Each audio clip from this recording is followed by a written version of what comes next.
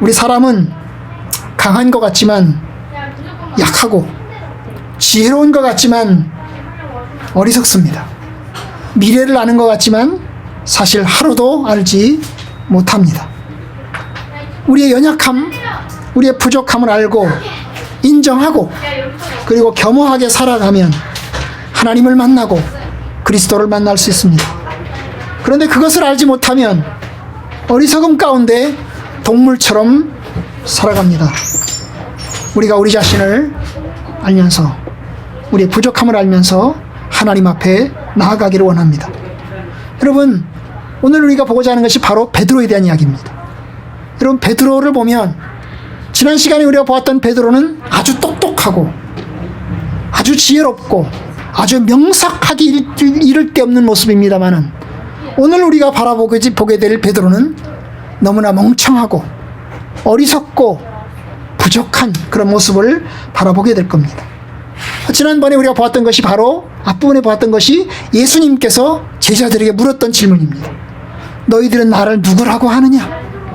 그럴 때 베드로가 앞장서서 이야기를 했습니다. 주는 그리스도시요 살아계신 하나님의 아들입니다. 베드로는 예수님과 함께 거의 2년 반, 2년을 지내면서 주님이 그리스도라고 하는 사실, 그리고 그분이 하나님의 아들이 된다는 사실을 그의 마음속에서 갖게 됐어요. 그래서 대답한 것입니다. 주는 그리스도시요 살아계신 하나님의 아들입니다. 그럴 때 주님께서 베드로를 칭찬하셨습니다. 바요나 시몬아, 네가 복이 있도다, 네가 복이 있다 라고 칭찬을 하셨습니다. 그런데 오늘 베드로는 전혀 다른 길로 나아갑니다. 자신이 원하는 주님, 자기가 바라는 주님, 자기가 기대하는 주님, 그게 아니니까 뭡니까? 어리석고 연약함의 길로 나아갑니다. 예수님은 자기 자신이 그리스도라고 하는 고백을 받은 다음, 주는 그리스도시요 살아계신 하나님의 아들입니다 라고 고백받았을 때, 나는 그리스도가 아니다, 나는 하나님의 아들이 아니다 라고 부정하지 않았습니다. 오히려 어떻게 합니까? 오늘 20절에 보면 제자들에게 이야기합니다. 자기가 그리스도인 것을 다른 사람 어느 누구에게도 말하지 말라. 이에 제자들에게 경고하사 자기가 그리스도인 것을 아무에게도 이르지 말라라고 이야기합니다. 부정한 게 아니죠? 나는 메시아다, 나는 그리스도다, 나는 하나님의 아들이다, 부정하지 않았어요. 나는 메시아다, 내가 그리스도다, 나는 하나님의 아들이다. 그런데 너희들은 그것을 조용히 해라, 입 다물어라. 사람들에게 떠들지 말고 사람들에게 이야기하지 마라, 입 다물고 조용히 있어라 라고 이야기합니다. 왜 그럴까요? 여러분, 아직은 때가 아니라는 이야기입니다. 예수님이 그리스도이십니다, 예수님이 하나님의 아들입니다, 예수님이 메시아 되십니다 라고 말할 때가 옵니다. 그게 언제일까요? 주님이 부활하신 다음. 주님이 부활하신 다음에는 이야기할 때가 옵니다. 그러나 아직은 아닙니다. 왜요? 아직은 예수님이 그리스도이심을 다 드러내지 않았기 때문입니다. 아직은 자기가 그리스도이신 것이 다 나타내지 않았기 때문입니다. 여러분, 그리스도께서 하시는 일이 가장 중요한 일이 뭘까요? 바로 십자가에 죽고 부활하는 일입니다. 구약 성경에 예언된 메시아, 여러분, 구약 성경에 예언된 메시아는 크게 두 종류입니다. 두 종. 하나는 뭘까요? 하나는 예수님께서, 메시아가 뭐예요? 고난받으시는 양이라는 거죠. 십자가에 못 박혀 죽으시는 양이라는 거죠. 핍박당하고 배신당하는 그런 메시아입니다. 십자가에 못 박혀 죽고 배신당하고 팔려가고, 그 다음에 뭐예요? 십자가에 못 박혀 죽고 부활하는 그런 메시아를 하나 이야기합니다. 또 하나의 메시아는 뭘까요? 또 하나의 메시아는 뭡니까? 그리스도께서 왕이라는 겁니다. 세상을 통치하고 다스리고 심판하는 왕이라는 겁니다. 그는 살아계신 능력의 하나님으로서 전 세계를 통치하고 특별히 이방 나라를 완전히 심판하시는 그런 왕이라는 겁니다. 이게 두 개의 메시아에 대한 예언이 구약 성경에 숨겨져 있는 겁니다. 하나는 고난당하시는 메시아, 십자가에 죽으시고 부활하시는 메시아. 또 하나는 어떤 메시아? 심판하시는 메시아, 왕으로서 세상을 다스리고 통치하시는, 심판하시는, 악의 세력을 다 무찌르시는 그런 메시아. 이 두 개의 메시아가 성경에, 구약 성경에 다 있습니다. 그런데 예수님이 오셨어요. 예수님이 오셨습니다. 그는 그리스도라고 알려집니다. 그런데 아직 완성하지 않았어요. 자신의 삶을 통해서 그것을 다 나타내지 않았어요. 그렇기 때문에 아직은 아니라는 거죠. 그러나 예수님이 십자가에 못 박혀 죽으시고 나고 부활한 다음에는 그것이 이제 선포되고 말하여질 때가 옵니다. 그때는 말해야 합니다. 말해야 합니다. 그러나 아직은 아니라는 겁니다. 바로 그것이 이제 사도행전에 가면 나오죠. 사도행전에 가면 제자들이 이제 사람들에게 예수님이 그리스도이심을, 예수님이 메시아이심을 사람들에게 선포합니다. 그들은 핍박당하면서 이야기하기 시작합니다. 그런데 복음서에서는 아직은 이야기하지 말라는 거예요. 아직은 이야기하지 말고 입 다물고 있으라는 겁니다. 그것이 주님께서 하신 이야기입니다. 그런데 그 다음에 주님께서 그 이야기를 하신 다음에 이제 뭐라고 이야기합니까? 오늘 본문에 보면 21절에 보면 새로운 이야기를 하십니다. 새로운 이야기, 한 번도 하지 않은 이야기를 하십니다. 21절, 이때로부터 예수 그리스도께서 자기가 예루살렘에 올라가 장로들과 대제사장들과 서기관들에게 많은 고난을 받고 죽임을 당하고 제3일에 살아나야 할 것을 제자들에게 비로소 나타내시니, 이 21절에 있는 이야기는 아주 새로운 이야기입니다. 바로 예수님의 고난과 죽으심, 부활에 관한 내용입니다. 이때로부터라고 이야기하죠. 그죠? 이때로부터. 이때로부터는 뭡니까? 이전까지는 이야기하지 않았다는 거죠. 이전까지 이야기하지 않았어요.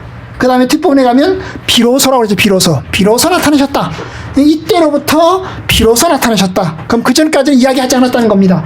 예수님 자신이 십자가에 박혀 죽고 고난당하고 핍박당하고 부활할 것에 대한 이야기를 하지 않았다는 겁니다. 전혀 안 했을까요? 했습니다. 전혀 하는 것은 아닙니다. 간접적으로 이야기했어요. 신랑을 빼앗기리니 그때는 금식할 것이니라, 슬퍼할 것이니라. 신랑을 빼앗긴다. 바로 이것이 이제 예수님이 십자가에 박혀 죽으시는 것에 관한 뭐예요? 비유입니다. 은유로서, 숨겨진 이유로서 이야기를 합니다. 그러나 오늘 본문의 이야기는 뭐예요? 직접적으로, 아주 노골적으로 이야기를 하는 거예요. 내가 예루살렘에 올라갈 것인데, 예루살렘에 올라가게 되면 장로들과 대제사장들과 서기관들에게 어떻게 되고? 고난을 당하고 많은 고난을 받게 될 것이고, 그리고 또 죽임을 당할 것이고, 그리고 또 부활하게 될 것이다. 이 얘기를 주님이 하셨다는 겁니다. 주님이 하셨어요. 이것은 자기 삶이 아직 일어나지 않은 겁니다. 예수님의 삶이 아직 일어나지 않는 겁니다. 그런데 주님이 이야기하고 있죠. 얼마나 정확합니까? 얼마나 정확합니까? 예루살렘에서 내가 고난당하고 죽임을 당하고 부활하게 될 거다. 그 이야기를 하는 거예요. 얼마나 정확합니까? 아직 일어나지 않았어요. 우리는 사실 우리 앞에 일어날 일을 몰라요. 그렇잖아요. 한치 앞도 몰라요. 그런데 예수님은 자기의 미래가 어떻게 일어나게 될 것이라는 것을 알고 있어요. 그리고 그것을 제자들에게 이야기를 합니다. 이제 우리가 예루살렘에 올라간다. 올라가면 결국 내가 장로들, 대제사장들, 서기관들에게 배신당할 거고 고난을 당하게 될 것이고, 그리고 또한 죽임을 당하게 될 것이고 부활하게 될 것이다. 여러분, 이것이 주님에게 일어날 일입니다. 여러분, 이게 얼마나 강하냐면 그런 일이 일어날 수도 있다는 이야기가 아닙니다. 일어날 수도 있다는 이야기 아니에요. 영어 성경에는 이것이 이제 must라고 되어 있어요. must. M-U-S-T. must가 뭐죠? 반드시 그런 일이 일어나야만 해요. 일어날 수도 있고 안 일어날 수도 있는 건 may예요. 그런 일이 일어날 수도 있고 안 일어날 수도 있다.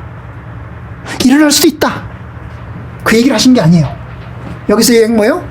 반드시 그 일이 일어날 것이다. 그리고 반드시 그 일이 일어나야만 된다. 반드시 그 일이 일어나야만 된다. 그런 뜻으로 이야기를 한 거예요.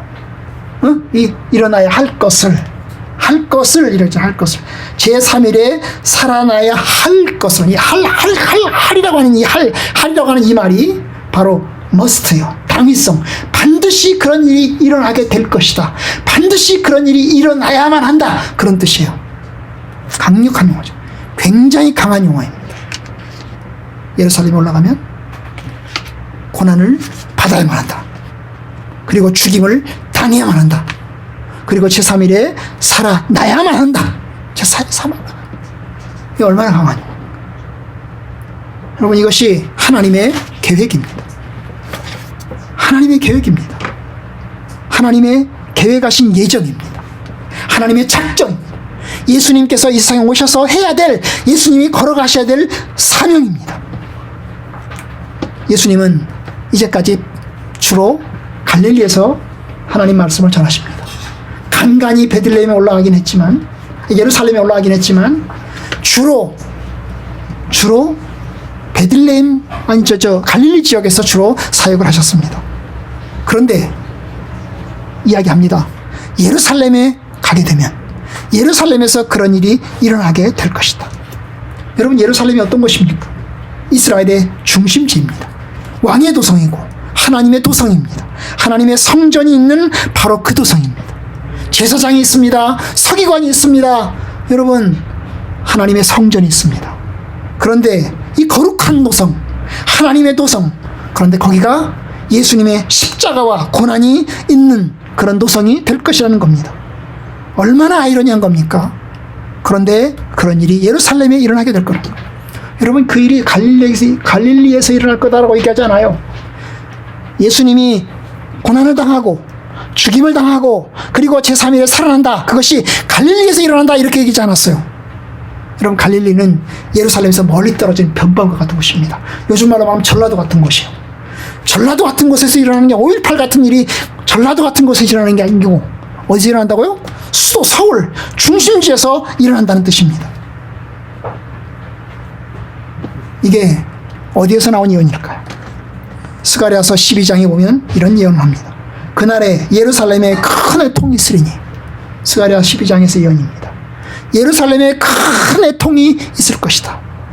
이스라엘의 선지자들이 예루살렘 도성에서 핍박을 당한 것처럼, 여러분, 예수님께서 그 도성 예루살렘에서 핍박을 당하고 죽임을 당할 거라는 그런 예고인 것입니다. 사실 여기에는 슬픈 것만 있지 않습니다. 고난을 당하고 죽임을 당하고 이것은 슬픈 일입니다. 하지만 뭐가 들어있죠? 바로 부활도 들어있어요. 사흘 만에 부활하게 될 것이다. 죽음도 죽음이지만 부활이 있을 것이다. 사흘에, 제4흘에 부활하게 될 것이다. 이것이 주님의 약속입니다. 희망적인 메시지죠, 그죠? 고난은 슬픈 얘기고 십자가의 죽음은 매우 고통스러운 이야기지만, 그러나 부활이 있을 거라고 하는 건 그 소망이 있는 겁니다. 주님은 그것까지 다 얘기를 했어요. 고난과 죽음과 부활을 이야기한 것입니다. 이 말을 들은 베드로, 이 말을 들은 제자들, 그들은 어떤 반응을 보입니까? 사실 제자들은 어떤 반응을 보이는지 나와 있지 않아요. 아마 그들은 깜짝 놀랐을 것입니다. 순순히 예수님 말씀이 옳습니다, 그런 일이 일어나길 바랍니다 라고 받아들인 제자들이 있을까요? 아마 반응이 어쩌는지 나와 있지 않지만 순순히 받아들인 제자는 없을 겁니다. 아마 모두 다 깜짝 놀랐을 것입니다. 납득하기 어려웠을 것입니다. 바로 그것을 베드로가 이제 표출합니다. 베드로가 이제 어떻게 합니까? 오늘 본문에 보면 22절, 베드로가 예수를 붙들고 항변하여 이르되 주여 그리마옵소서, 이 일이 결코 주께 미치지 아니하리라. 말씀에 보면 베드로가 이제 나섭니다. 주는 그리스도시요 살아계신 하나님의 아들입니다 고백했던 것이 베드로인데, 이제 베드로가 또 나서요. 예수님을 붙들고 이야기를 시작합니다. 베드로가 나서는 걸 보면 베드로의 성격이 굉장히 적극적인 것 같아요. 저 같으면 안 나섭니다. 저 같으면 가만히 있으랍니다. 그런데 베드로는 나섭니다. 팔불출처럼, 좋은 일에도 나서고 나쁜 일에서 나서고 완전히 그냥 뭐 앞뒤 안 가리고 막 나서는 그런 스타일이죠. 그런데 베드로가 나섭니다. 그죠? 어때요? 예수를 붙들고, 이 붙들고라는 말이 사실 우리나라 말 성경에는 이제 무슨 뜻이냐면 예수님의 손을 잡고죠. 예수님의 팔을 붙들고죠. 근데 영어 성경엔 거기 하나 더 들어있어요. 뭐가 들어있을까요? 예수님을 붙들고 저곳으로 간 겁니다. 구석진 곳으로 가는 거예요. 예수님과 조용히 이야기를 하기 위해서, 예수님과 조용히 이야기를 하기 위해서 예수님의 팔을 붙들고 저곳으로 간 겁니다.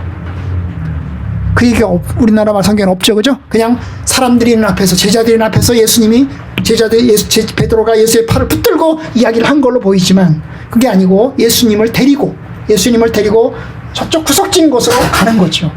그리고 예수를 향해서 이야기를 합니다. 항변합니다. 항변. 이 항변이라는 말이 굉장히 강한 용어입니다. 왜요? 예수님을 대항해서, 예수님을 대적해서 논쟁하고 변론하고 책망하는 그런 투입니다. 굉장히 강한 용어입니다. 그냥 조용히 말한 게 아니에요. 예수님께 데리고 와서 소곤소곤 이야기한 게 아닙니다. 예수님을 데리고 와서는 어떻게 이야기합니까? 굉장히 강한 어조로 아주 크게 예수를 향해서 이야기를 합니다. 예수를 책망하고 예수에 대해서 항변하는 거죠. 주여 그리 마옵소서. 강한 용어죠, 그죠? 주님 그렇게 하지 마세요. 예수님 그런 생각하지 마세요. 그런 말 하지 마세요. 그런 겁니다. 이 일이 결코 죽게 미치지 아니하리다. 이런 일이, 주님 말씀하신 그 일이 결코 주님에게 일어날 수 없습니다. 일어나서도 안 됩니다. 그런 일이 일어난다고 이야기하지 마세요. 그런 일이 일어날 수도 없고 일어나서도 안 됩니다. 나는 절대로 그 일이 일어나는 것을 용납할 수 없습니다. 나는 그 일이 일어나지 못하도록 막을 겁니다. 바로 그런 뜻이에요. 그런 뜻이에요. 굉장히 강하죠. 굉장히 강하죠. 베드로의 마음속에는 예수님이 하신 말씀이 어떻게 들린 거죠? 분명히 아까는 주는 그리스도시요 살아계신 하나님의 아들입니다 라고 이야기를 했는데, 예수님이 그 다음 자기가 자기의 고난과 죽음과 부활에 대해서 이야기하는 것을 보면서 뭐요? 내가 생각하는 메시아는 그런 게 아닌데, 내가 생각하는 그 그리스도는 심판하시는 그리스도, 왕이 되시는 그리스도, 통치하시는 그리스도이신데 어떻게 고난당하고 죽임당하는 그런 연약하고 무능한 그런 지도자가 될 수 있을까? 나는 받아들일 수 없다. 그런 뜻이 들어있는 거예요. 여러분, 이게 베드로만의 생각이 아닙니다. 그 당시에 유대인들 거의 대부분의 생각입니다. 그들이 바라는 메시아, 그들이 바라는 그리스도는 통치하시는 왕입니다. 다스리시는 왕입니다. 능력의 왕입니다. 그래서 이 나라를 완전히 갈아엎고 이 나라를 완전히 온전한 나라로 바꾸는 그런 능력의 왕입니다. 여러분, 그런 왕이죠. 그게 베드로를 비롯한 유대인들이 가지고 있는 메시아 상입니다. 제가 말씀드렸잖아요. 구약에는 두 개가 숨어 있다고. 고난당하는 메시아, 십자가에 죽는 메시아, 그것도 있다고. 그리고 또 하나는 뭐예요? 통치하시는 메시아, 심판하시는 메시아가 있다고. 그런데 그 당시 이스라엘 유대인들은 이 두 개 중에서 고난당하는 메시아, 핍박당하는 메시아, 그건 그들이 덮어놨어요. 그 대신 그들은 뭐예요? 통치하시는 메시아, 심판하시는 메시아, 이것만 그들이 붙들고 있는 겁니다. 왜 그럴까요? 그들이 처한 상황이 로마 제국 하에 지배를 받고 통치를 당하고 핍박을 당하고 있기 때문입니다. 그들이 로마 제국 하에서 그들은 굉장히 수탈을 당하고 엄청나게 고난을 당하고 있습니다. 마치 일제시대를 염두에 두시면 됩니다. 일제시대에 여러분, 일본군이 우리나라에 들어와서 창씨개명시키고 온갖 수탈을 할 때 그들이 바라던 그들이 바라던 구세주, 어떤 구세주예요? 일본으로부터 쫓아내고 우리를 구원해 주시는 그 메시아, 그런 구세주를 기다리는 것과 똑같은 것입니다. 그러니 고난당하는 메시아는 그들의 눈에 들어오지 않는 겁니다. 그러니 베드로는 상식적으로 이야기를 한 거예요. 베드로가 지금 이야기하는 것은 상식적으로 모든 유대인들의 생각을 대변하는, 모든 제자들의 생각을 대변하는 상식적인 이야기를 한 것입니다. 주님, 일이 결코 미치지 아니하리다. 그런 일이 절대로 일어나서는 안 됩니다. 예수님 그런 이야기 하시는 거 보면 굉장히 실수하시는 겁니다. 예수님 그런 이야기 하시면 안 됩니다. 그래서 아주 강력하게 항변을 합니다. 주는 그리스도시요 살아계신 하나님의 아들입니다. 그런데 내가 생각하는 그리스도시요 살아계신 하나님의 아들은 그런 죽는, 고난당하는 그런 무능하고 능력이 없는 그런 메시아가 아니고 통치하시는 메시아, 구원하시는 메시아입니다. 그러니 여러분, 베드로는 납득할 수 없습니다. 여러분, 이 얘기를 들은 예수님 어떻게 하십니까? 23절, 예수께서 돌이키시되 베드로에게 이르시되 사탄아, 내 뒤로 물러가라. 너는 나를 넘어지게 하는 자로다. 네가 하나님의 일을 생각하지 아니하고 도리어 사람의 일을 생각하는 도다. 예수님도 강력하시죠, 그죠? 베드로가 강력하게 항변하는 것에 대해서 예수님도 아주 강력하게 이야기를 합니다. 예수께서 돌이키시며라는, 돌이킨다는 말은 베드로하고 이야기를 하다가 뒤로 돌아보고 제자들을 향해서 이야기하는 거죠. 그죠? 베드로에게만 이야기하는 게 아니고 제자들을 향해서 이야기합니다. 제자들을 향해서 이야기하지만 동시에 베드로를 향해서도 이야기하는 것입니다. 베드로에게 이르시되 사탄아, 내 뒤로 물러가라. 졸지에 베드로가 사탄이 됐습니다. 베드로가 졸지에 사탄이 됐어요. 예수님의 제자인 베드로가, 예수님의 충실한 제자가, 예수님의 사랑하시는 제자가 결국 졸지에 사탄이 된 것입니다.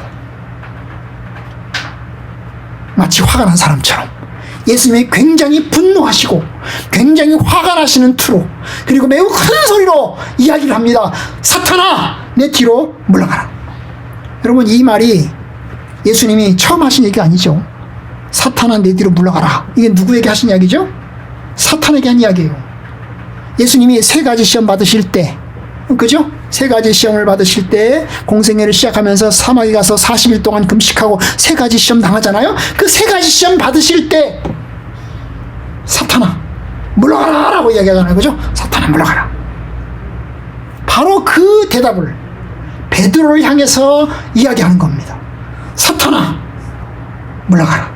내 뒤로 물러가라. 베드로의 만류 속에, 베드로의 항변 속에 뭐가 들어있다는 거죠? 사탄이 들어있다는 거죠. 예수님은 베드로의 이야기를 들으면서, 베드로의 그 강력한 항변을 들으면서 베드로 속에 있는 사탄을 본 것입니다. 베드로 속에 있는 이 베드로가 강력하게 항변하는 그 항변 속에 뭐가 있다는 거예요? 사탄의 역사가 있다는 거죠.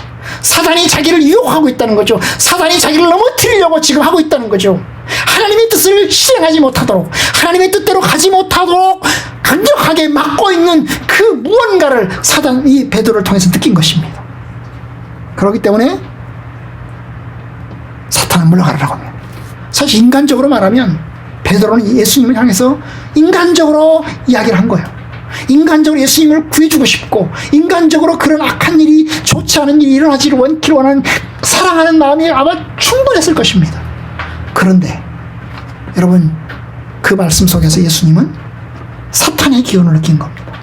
하나님의 뜻을 향해서 걸어가려고 하는, 십자가 사명을 감당하려고 하는 그 길을 막아서는, 그 길이 일어나지 못하도록 막으려고 하는 그 사탄의 강력한 역사를 느낀 겁니다. 그래서 사탄아, 물러가라 라고 이야기했어요. 사실 십자가의 길, 고난의 길은 너무나 힘든 길입니다. 사실 예수님도 피하고 싶은 길입니다. 예수님도 가고 싶지 않은 길입니다. 오죽하면 주님께 나중에 이야기하잖아요. 하나님, 이 잔을 내게서 지나가게 하옵소서. 할 수만 있으면 이 잔을 내게서 지나가게 하옵소서. 피하고 싶은 잔입니다. 그런데 그 피하기를 원하는 강력한 목소리가 베드로 입에서 나오는 것을 보면서 그는 큰 유혹을 느낀 것입니다. 그리고 예수님 이야기합니다. 너는 나를 넘어지게 하는 자로다. 나는 넘어지게 한다. 넘어지게 한다는 뭐죠? 돌뿌리에 걸려서 넘어지면 다치잖아요, 그죠? 넘어지면 다쳐요. 똑같은 거죠. 너를 넘어지게 하는 자로다. 내가 돌뿌리에 걸려서 넘어지기를 바라는, 나에게 나쁜 일이 일어나길 바라는 그런 악한 생각을 하고 있구나, 그런 뜻이죠. 너는 나를 넘어지게 하는 자로다. 내가 하나님의 일은 생각하지 않고 도리어 사람의 일을 생각하는도다. 하나님의 일은 뭘까요? 하나님의 일은 하나님께서 계획하시고 작정하신 일, 그리스도에게 반드시 일어나야 되는 일, 십자가의 죽음과 고난을 통해서 하나님의 뜻을 이루어야 되는 그 일, 그것이 하나님의 일이에요. 인간의 일은 뭐죠? 사람의 일은 뭡니까? 사람의 일은 이 세상에서 예수님께서 승리의 왕으로서 세상을 통치하고 로마 제국의 압제하에서 무찌르고 이스라엘을 자유롭고 행복한 나라로 만드는 그런 통치자가 되는 것, 그것이 인간의 일입니다. 그리고 그 옆에서 한 자리 누리고 그 옆에서 부귀영화를 같이 얻는 그 모습, 그것이 인간의 일인 것입니다. 여러분, 베드로는 도대체 왜 예수님의 제자가 됐을까요? 예수님의 제자들은 도대체 왜 예수님의 제자가 됐을까요? 그들은 예수님의 제자가 되는 것을 통해서 자기들의 꿈과 그들의 소망과 그들의 야망을 예수님에게 걸었던 것입니다. 그들이 예수의 부르심을 받은 것은 예수의 부르심에 순종한 데는 인간적인 동기들이 꽤 많이 작용했던 것입니다. 여러분, 나중에 가룟 유다가 예수를 배신합니다. 왜 배신하죠? 자기의 동기가, 자기의 야망이 예수를 통해서 이루어지지 못한다는 것을 알면서 그는 배신하게 됩니다. 여러분, 바로 그런 거예요. 예수의 부르심에 따른 데는 인간적인 동기가 작용하고 있는 거예요. 정말 우리가 주님처럼, 주님과 같이 주님의 제자로서 고난받고 좁은 길을 걸어가는 그런 삶이 아니라 어떻게 하면 좀 더 부귀영화를 누릴 수 있을까? 어떻게 하면 좀 더 이 세상에서 주님과 함께 승승장구할 수 있을까? 이런 인간적인 동기가 그들의 동기 속에 작용하고 있던 것입니다. 그러니 결정적인 순간에 그들은 예수의 길을 따르지 못하는 겁니다. 베드로만 그럴까요? 여러분, 저와 여러분들도 그럽니다. 사실 우리 역시 세상의 눈으로 주님을 볼 때가 많습니다. 주님의 눈으로 하나님을 보고 주님의 눈으로 세상을 보는 게 아니라 인간의 눈으로 하나님을 보고 세상의 눈으로 세상을 볼 때가 너무나 많은 겁니다. 예수를 믿고 난 다음에도 여전히 우리는 세상에서 명예를 추구하고 돈을 추구하고 부를 추구합니다. 안락하게 되는 삶을 추구합니다. 하나님 나라에 속한 것, 장차 주어질 하나님 나라의 영광보다 현재 세상에 속한 영광을 더 많이 추구하고 지금 여기에서의 삶을 더 많이 추구하는 것입니다. 그것이 우리의 모습입니다. 이런 제자들에게 예수님이 한 가지를 더 붙입니다. 24절, 이에 예수께서 제자들에게 이르시되 누구든지 나를 따라오려거든 자기를 부인하고 자기 십자가를 지고 나를 따를 것이니라. 예수님이 제자들에게 하는 이야기죠, 그죠? 누구든지 나를 따라오려거든, 너희들 누구든지 나를 따라오려고 하려면, 너희들이 누구든지 나 제자가 되려고 한다면 그 말입니다. 자기를 부인하고 자기 십자가를 지고 나를 따를 것이니라. 아니, 왜 이제 와서 그 얘기를 하시는 겁니까? 처음 부를 때 얘기를 해야지.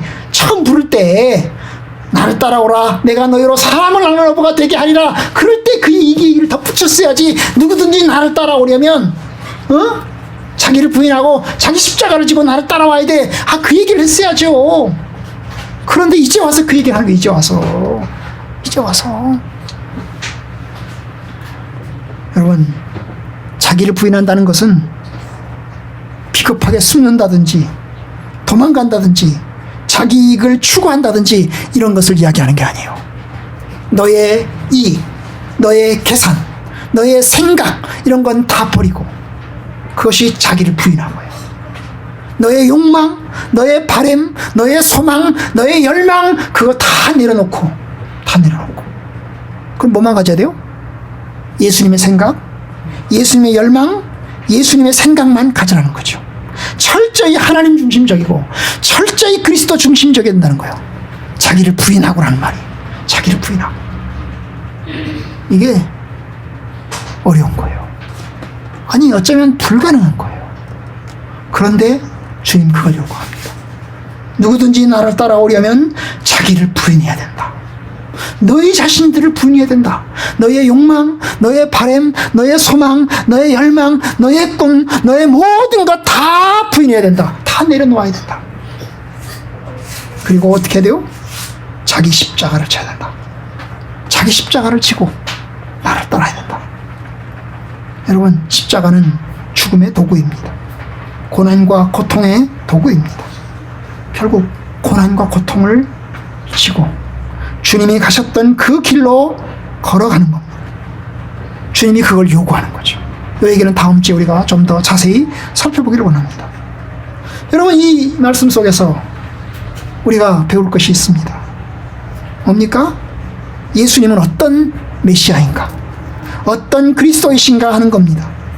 예수님의 메시아 되심, 그것은 제자들에게 서 알려졌습니다. 주는 그리스도시오 살아계신 하나님의 아들입니다. 맞습니다. 어떤 메시아이십니까? 어떤 그리스도이십니까? 여러분, 십자가의 운명을 지고 가야 되는 그리스도이십니다.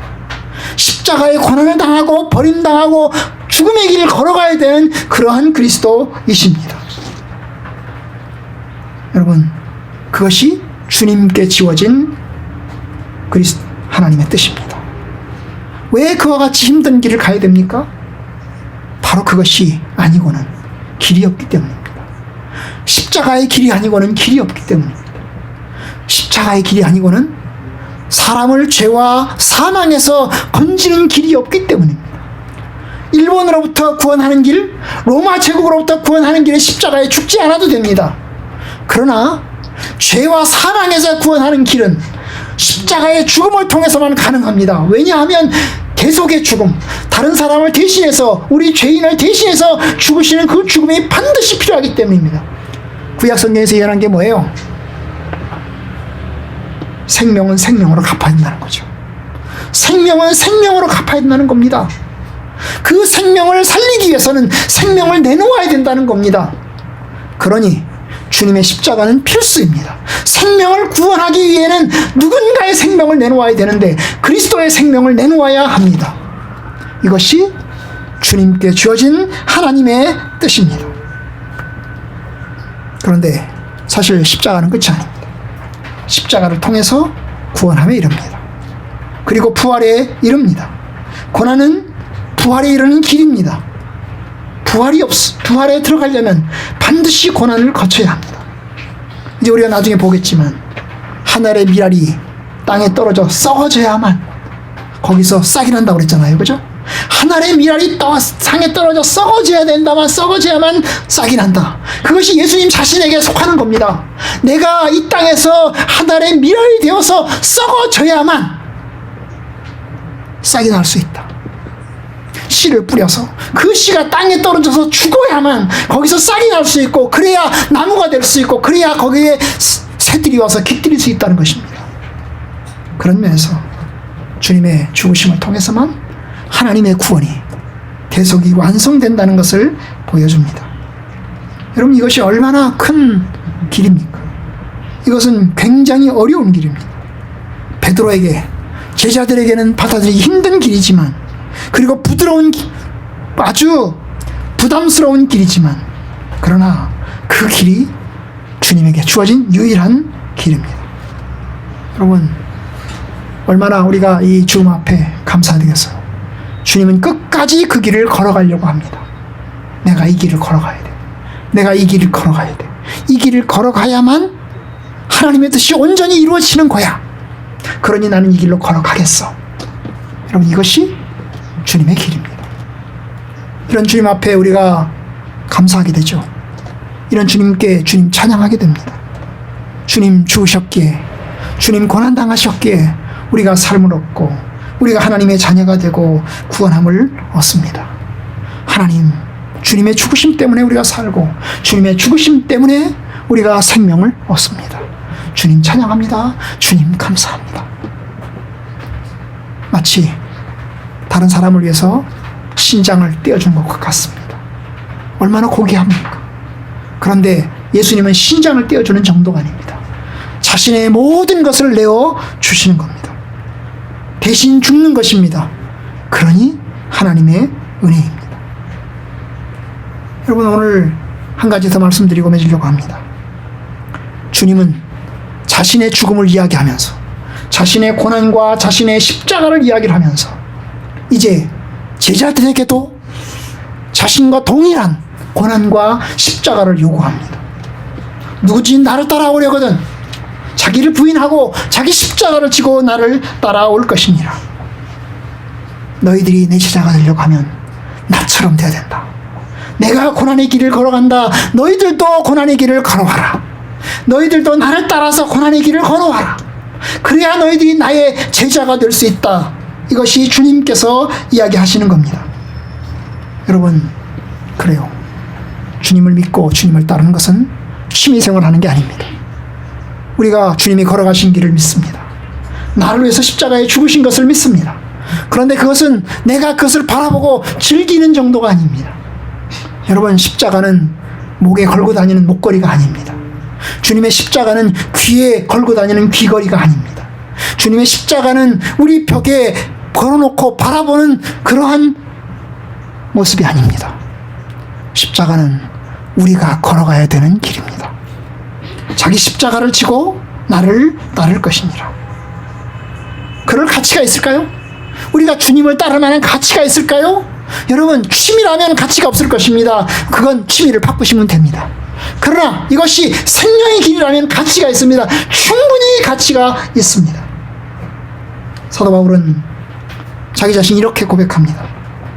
내가 그리스도와 그 부활의 권능과 그 고난의 참여함을 알고자 하여 그의 십자가, 그의 죽으심을 본받아 어떻게 해서든지 죽은 자 가운데서 부활에 이르려고 한다.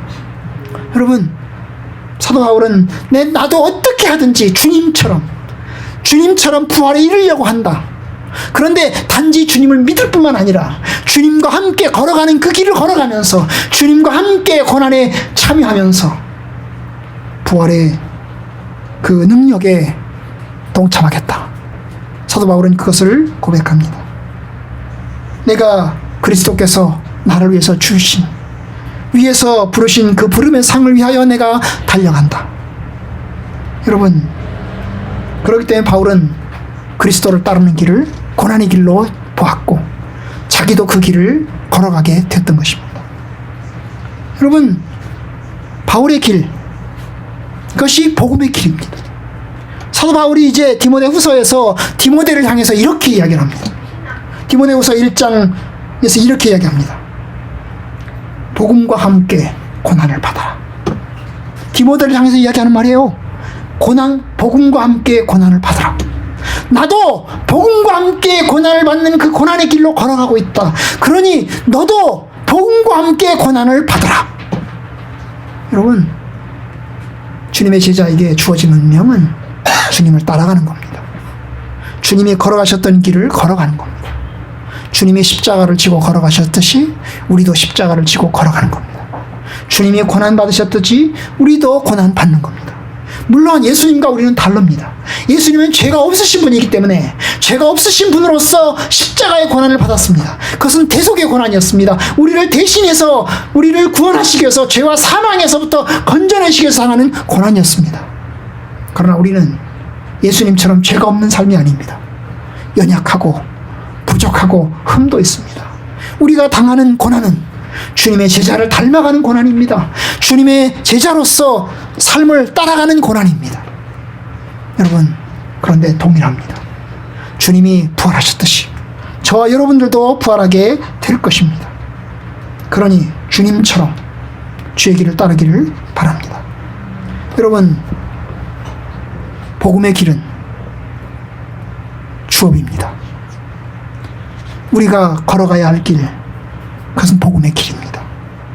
우리는 두 가지 잡을 갖습니다. 세상에서 두 가지 직업을 갖습니다. 하나는 복음의 길입니다.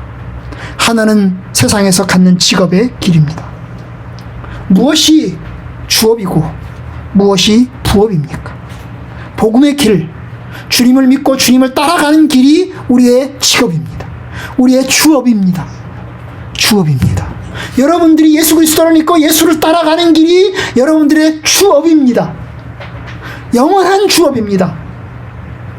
그러나 세상에서 돈을 벌고 직장 생활하고 그렇게 살아가는 길은 우리의 부업입니다. 우리의 부업은 바뀔 수 있습니다. 세상에서 우리의 길은 바뀔 수 있습니다. 이런 일 하다가 저런 일 할 수 있습니다. 저런 일 하다가 이런 일도 할 수 있습니다.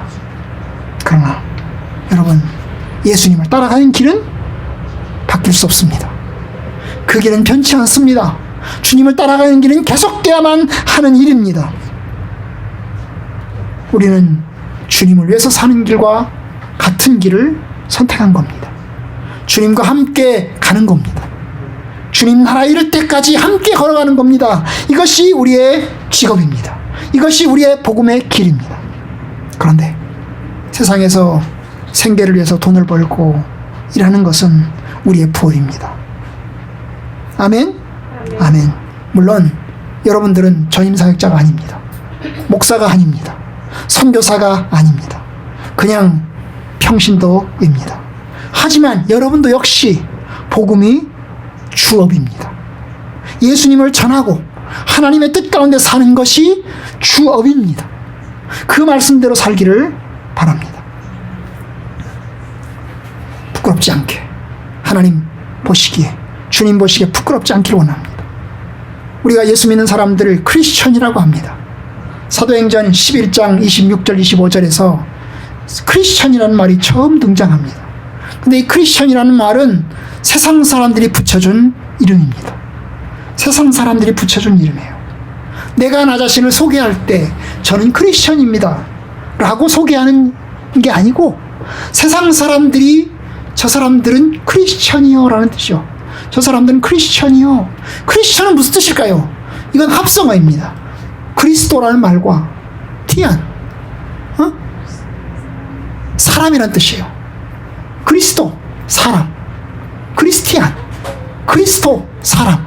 그리스도를 따르는 사람이라는 뜻이에요. 우리나라 말로 뭘까요? 예수쟁이라는 뜻이에요.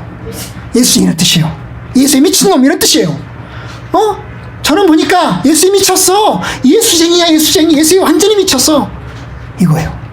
안 믿는 사람들이, 그 당시 안디옥에 있는 그리스도인들이 저 안디옥에 사는 그리스도인들을 보면서, 안디옥의 불신자들이 안디옥에 사는 그리스도인을 보면서 저 사람들은 그리스도 사람이에요. 그리스도를 따르는 사람들이에요. 그들은 뭐가 무서운지도 몰라. 저 사람들은 미친놈들이야. 예수에 미쳤어. 예수에게 복음 전하고 예수에게 빠져서 온전히 예수를 향해서만 살아가는 사람들이야. 여러분, 그 사람들은 직업이 없는 사람들이었어요? 다 직업이 있어요. 자기 가정이 없는 사람들입니까? 다 자기 가정이 있는 사람들이에요. 여러분, 자기 직업이 있고 자기 가정이 있는 사람들이에요. 그렇지만 예수 안 믿는 사람들은 그들을 향해서 저들은 그리스도인이야, 크리스천이야 라고 붙여준 것입니다. 여러분, 우리가 그래야 됩니다. 우리가 세상 사람들에 의해서 저 사람은 예수에 미쳤어, 저 사람은 완전히 그리스도에 빠졌어, 그리고 그리스도를 향해서 살아가는 사람들이야 라는 소리를 들어야 합니다.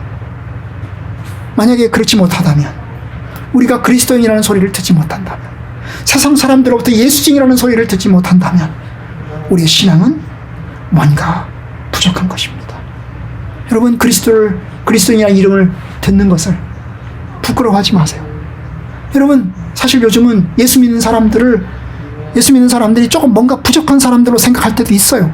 예수 믿는 사람들이 뭔가 모자란 사람들처럼 생각할 수도 있어요. 아니, 이 과학시대에 하나님이 세상을 창조하셨다고 믿어?